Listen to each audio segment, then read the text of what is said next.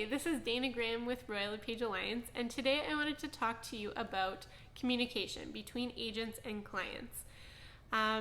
It can be a very stressful time to buy or sell a home, and you make a quick relationship with an agent and then put it to the test almost daily. Communication is one of the major points of either contention or praise between agents and clients, and I wanted to give you maybe a couple of tips to find an agent who is able to meet your expectations or exceed your expectations in this way. The first tip or point I would love to make is finding an agent who communicates in the same modes of communication that you do. So my preferred modes of communication are text and email, because I like to have a record of conversations. I like to be able to look back, and it's there in case I forget something, or in case for some reason I don't remember if I communicated that to you or if I didn't. And so it's a nice record of those conversations. Some people prefer phone calls, some people prefer FaceTime. And so it's important to find an agent who starts off with the same mode of communication that you do. If you're expecting an agent to call you and they're just texting you, it can be less informal. It can seem like they're trying to avoid you if that's not your preferred way to communicate.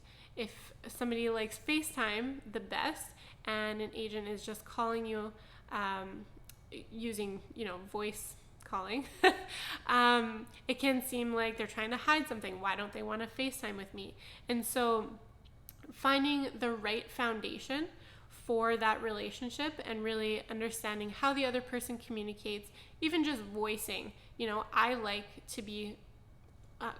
calls. I like when somebody calls me and explains things to me over the phone versus in an email.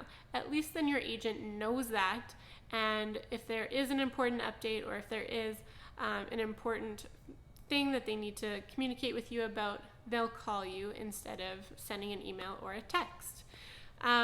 Once you've established this foundation, communication is a lot easier.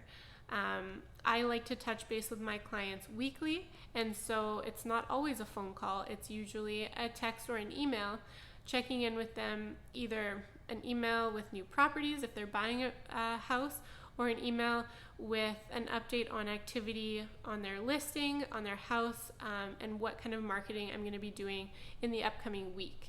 And that's also why I like to do email, is because you can outline what's going to happen, and then you as a client can look back at it and say, oh, she said she was going to do this, this, and this, and sure enough, she did.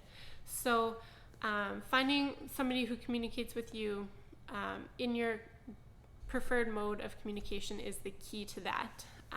After that, weekly communication, I think, is at least a standard.